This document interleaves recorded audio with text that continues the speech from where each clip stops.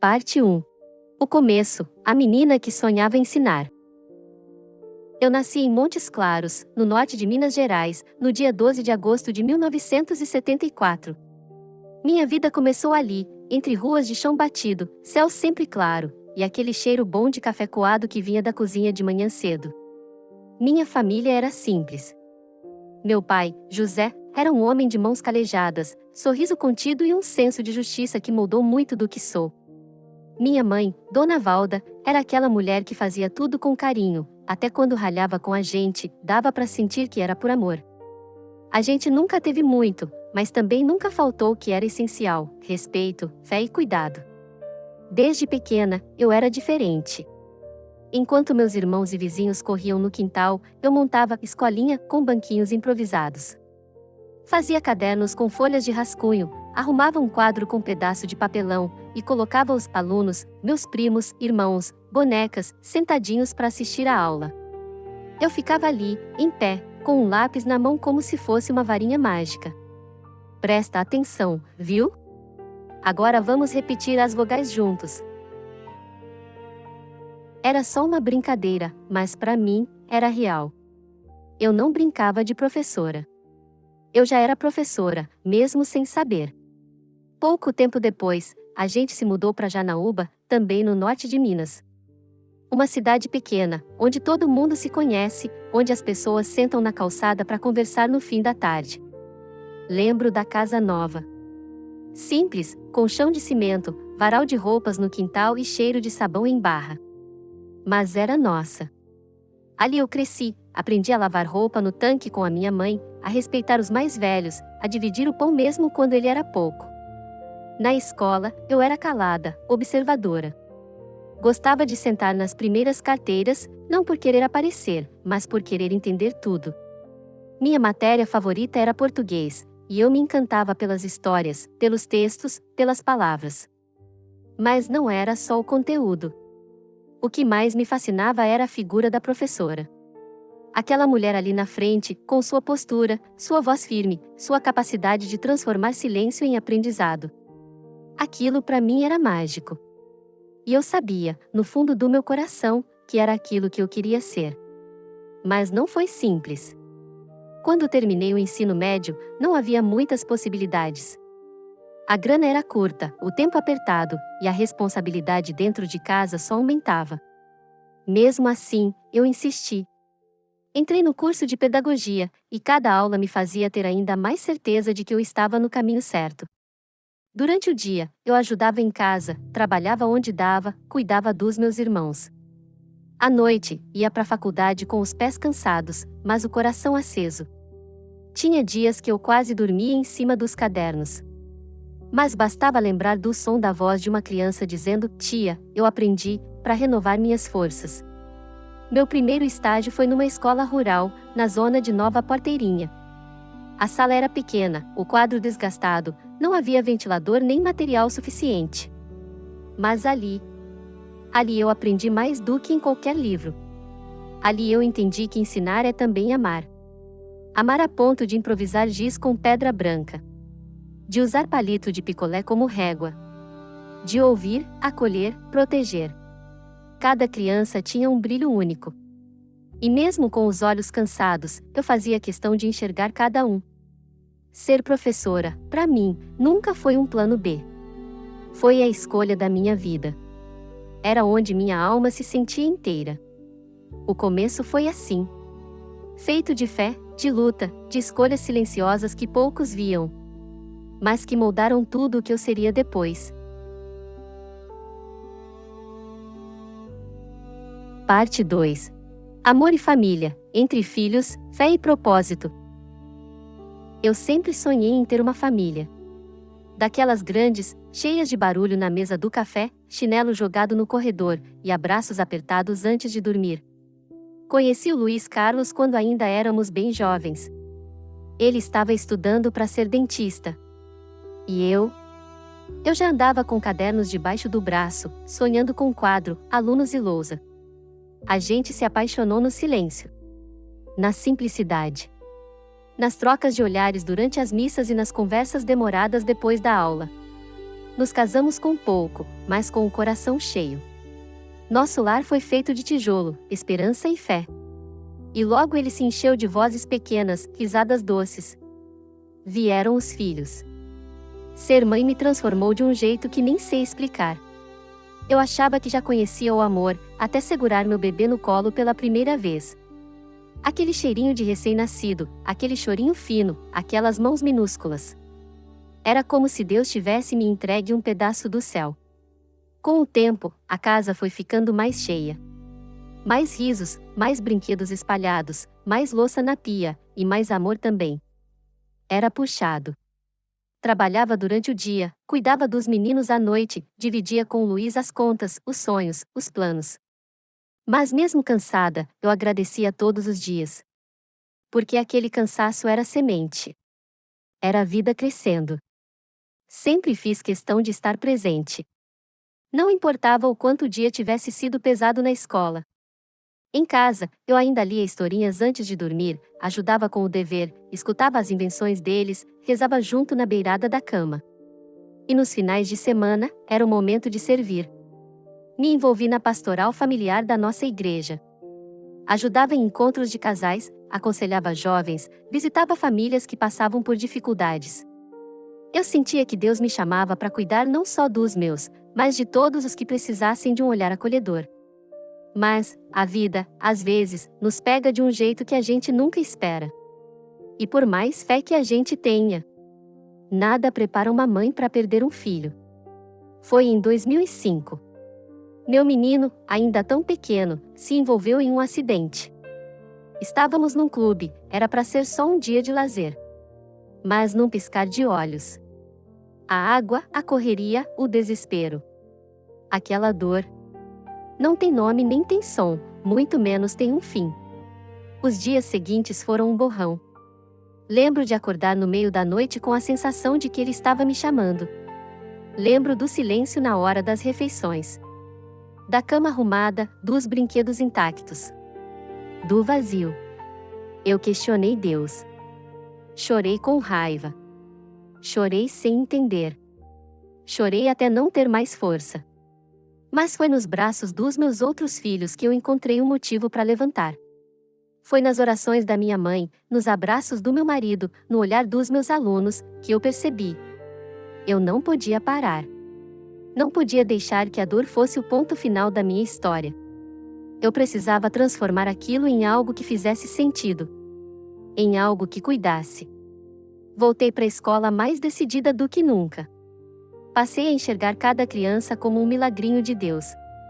Passei a me doar mais ainda, a abraçar mais forte, a escutar com mais paciência. Se eu não podia mais segurar meu filho nos braços, eu seguraria o mundo com o coração. A dor me atravessou. Mas eu me reconstruí no amor. E a minha missão ganhou um novo peso. Mais profundo. Mais verdadeiro. Mais urgente. Porque agora, eu sabia exatamente o valor de cada pequena vida diante de mim. Parte 3. Na sala de aula, uma educadora inesquecível. A sala de aula sempre foi meu lugar no mundo. Quando eu cruzava o portão da escola, mesmo cansada, mesmo com problemas em casa, mesmo com o coração apertado, algo mudava dentro de mim. Era como se cada criança ali me lembrasse o porquê de tudo. Comecei a lecionar em escolas públicas da região de Nova Porteirinha, na zona rural. Lugares afastados, com chão batido, carteiras velhas, telhado que rangia quando ventava forte. Mas os olhos das crianças, aqueles olhos tinham uma sede de aprender que nenhuma estrutura derrubada era capaz de apagar. Muitas vezes eu mesma levava papel, giz, cola, livrinhos que conseguia juntar aqui e ali. Se não tinha cartaz, eu fazia à mão. Se não tinha régua, a gente improvisava com palito de picolé. E era ali, no improviso, que a mágica acontecia. Com o tempo, fui para a rede municipal de Janaúba, onde assumi turmas maiores, mais diversas. Foi quando comecei a perceber o quanto a inclusão ainda era um desafio gigante nas escolas. Tantas crianças com deficiência sendo esquecidas nos cantos, sendo tratadas como problema. Aquilo me doía. Foi por isso que decidi me especializar em educação inclusiva. Voltei a estudar, mesmo com a vida cheia, mesmo com filhos pequenos, mesmo dormindo pouco. Porque eu acreditava, e ainda acredito, que toda criança tem direito a aprender. Cada uma do seu jeito, no seu tempo, com seus próprios caminhos. Mas nenhuma pode ser deixada para trás. Lembro de um aluno com autismo. No primeiro dia de aula, ninguém queria sentar perto dele. Fazia barulhos estranhos, às vezes batia na carteira, se escondia embaixo da mesa. Eu me abaixei na altura dele, olhei nos olhos e disse: "Eu tô aqui, tá? A gente vai descobrir juntos como aprender." Com o tempo, ele foi se soltando. Desenhava como ninguém. Um dia me entregou um papel com um rabisco todo colorido e disse: "É você, tia?" Eu chorei ali mesmo. Ser educadora não é só passar conteúdo. É enxergar o outro. É acreditar quando ninguém mais acredita. É ser ponte. É ser abrigo. E eu vivia isso com toda a minha alma. Na última escola em que trabalhei, o Centro Municipal de Educação Infantil Gente Inocente, minha turma era do maternal. Crianças de 2 a 4 aninhos. Pequeninos, frágeis, cheios de energia e perguntas. Todos os dias, quando eu chegava na sala, escutava aquele coral de vozinhas dizendo "tia ele". E aquilo? Aquilo valia mais do que qualquer salário, qualquer reconhecimento. Eu fazia teatrinho com eles, cantava, contava histórias, criava jogos com tampinhas, inventava musiquinhas com o nome de cada um. Eles me ensinavam a ser leve. A rir das coisas simples. A não esquecer de olhar nos olhos. Eu era uma professora exigente, sim. Mas também era carinhosa. Era a que sabia quando um choro era manha, e quando era dor de verdade. Eu me doava por inteira. E faria tudo de novo. Porque ali, naqueles rostinhos sujos de tinta e mãos cheias de purpurina, estava o futuro. E eu sabia que o meu papel era proteger, guiar, cuidar. Com firmeza, com afeto, com fé. A escola nunca foi só o meu trabalho. Foi o meu chamado. O meu altar. O meu lugar de entrega. Parte 4. O incêndio, a escolha de ser heroína. Naquela manhã de 5 de outubro de 2017, eu acordei cedo como sempre. Me arrumei, preparei o café e saí de casa com o coração tranquilo. Era mais um dia com os meus pequenos. Eles sempre me recebiam com aquele sorriso largo, mãos estendidas, e um brilho nos olhos que renovava qualquer cansaço. Tudo parecia normal. Eu estava em sala com a turma do maternal, crianças entre 2 e 4 anos. Estavam espalhados pelos cantinhos da sala, brincando com lápis de cor, cantando, trocando desenhos. Eu observava cada um com aquele cuidado que só quem ama o que faz entende. Mas então, por volta das 9:30 da manhã, o silêncio foi quebrado. O vigia da escola, Damião, entrou de forma estranha. O olhar dele estava vazio. Frio. Nas mãos, um galão de gasolina. No começo, ninguém entendeu. Achei que fosse algum mal-entendido, um erro, talvez. Mas não era. Em poucos segundos, ele começou a espalhar o líquido pelo chão, sobre os móveis, e também perto das crianças. E então, riscou o fósforo. O fogo se espalhou com uma rapidez assustadora. O chão virou labareda. A fumaça subiu. As crianças começaram a gritar. Eu ouvi o choro, senti o calor, vi o pavor nos olhinhos delas. Eu não pensei. Meu corpo se moveu sozinho. Corri até a janela do fundo da sala. Era estreita, mas era a única chance. Abri com força. Gritei. Comecei a pegar as crianças uma a uma, colocando-as para fora. Algumas estavam em choque, outras choravam desesperadas. Eu dizia o tempo todo: vem com a tia. Tá tudo bem. A gente vai sair daqui. Respira comigo. A cada ida até a janela, o fogo crescia mais. A fumaça já tomava conta da sala. Eu ouvia gritos. Sentia o calor rasgar minha pele. Mas continuei. Mais uma criança. E depois mais uma. Não podia parar. De repente, vi Damião se aproximando de novo. Ele tinha mais gasolina nas mãos. Disse com frieza que, se eu não quisesse ver as crianças partirem, eu teria que ir junto. Eu me joguei sobre ele. Agarrei seus braços. Tentei impedir. Lutei com todas as forças que meu corpo tinha. Fui empurrada. E o fogo me alcançou. Senti minhas roupas queimando. O rosto ardendo. Os braços em brasa. Mas ainda assim, continuei retirando crianças pela janela. Não me importava comigo. Só com elas. Quando já não conseguia mais enxergar direito, e meus movimentos estavam lentos, ainda escutei uma criança me chamando.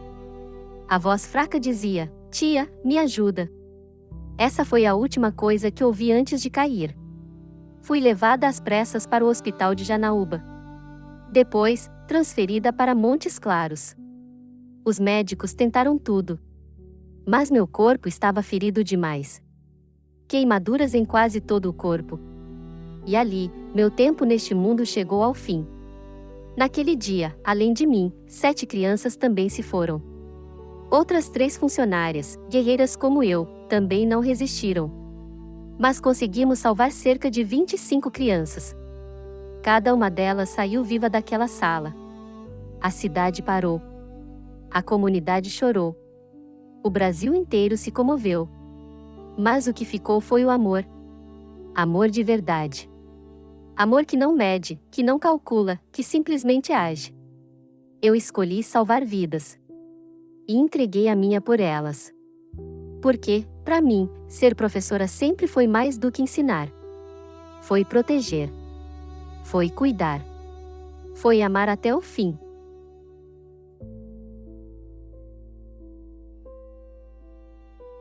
Parte 5.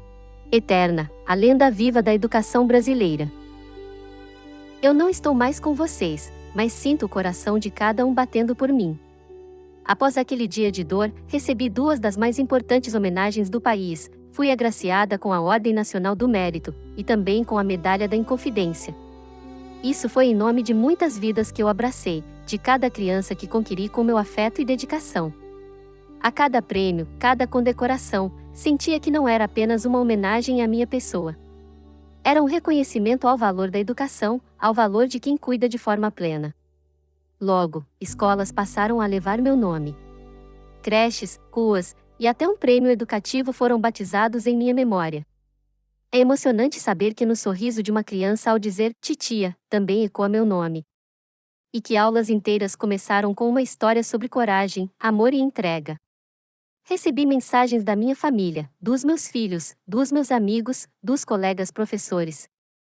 Eles me contaram que, mesmo sem mais poder me abraçar, sentem minha presença em cada ato de carinho, em cada lição compartilhada. Meus filhos, por exemplo. Eles crescem agora com a lembrança do meu abraço, do meu cuidado. Dizem que veem meu sorriso em cada amanhecer, e que carregam comigo a esperança de um mundo mais acolhedor.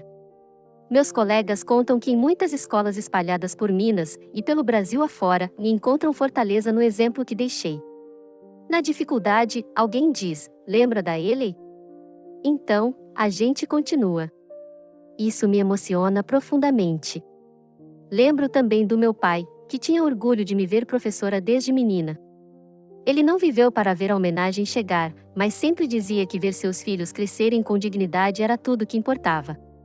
Tenho certeza de que, onde quer que esteja, ele sorri com aquilo que minha história se tornou. E esse é o legado que eu deixo. Não sou apenas uma lembrança. Sou um chamado à coragem.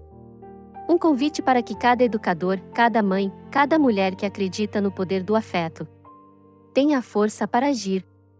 E para amar, até o último momento. Porque, no final das contas, vida é isso, um ato de fé, um ato de luta, um ato de amor. Eu parti fisicamente, mas continuo viva. Em cada história que é contada. Em cada criança cujo sorriso se acendeu. Em cada professor que decidiu resistir. Sejam guardiões da esperança. Sejam luz no caminho. Sejam, acima de tudo, guerreiros do cuidado.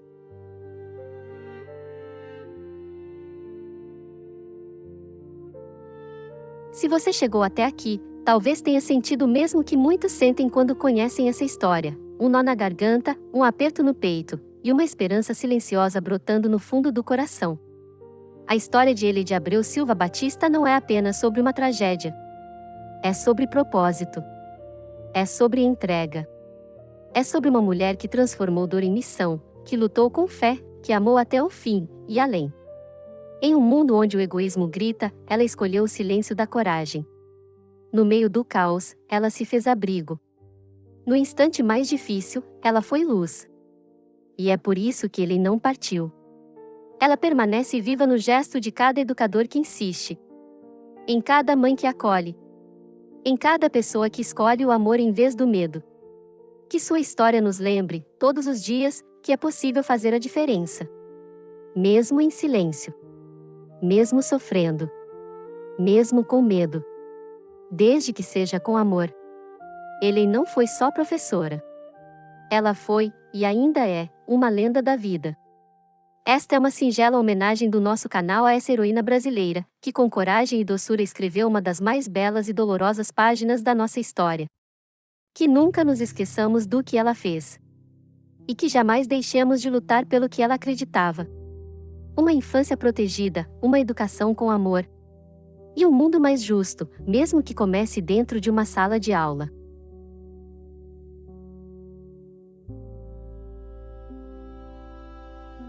Se essa história tocou o seu coração e você se sentiu compreendido ou viu alguém que você conhece aqui, não esquece de deixar o seu like. Isso ajuda muito o canal a alcançar mais pessoas que precisam ouvir esse tipo de relato. E se você quiser acompanhar mais histórias reais como essa, se inscreve no canal e ativa o sininho. Aqui, cada voz importa. Cada história tem valor. E você nunca vai estar sozinho. Obrigado por ouvir até o fim. A gente se encontra no próximo vídeo.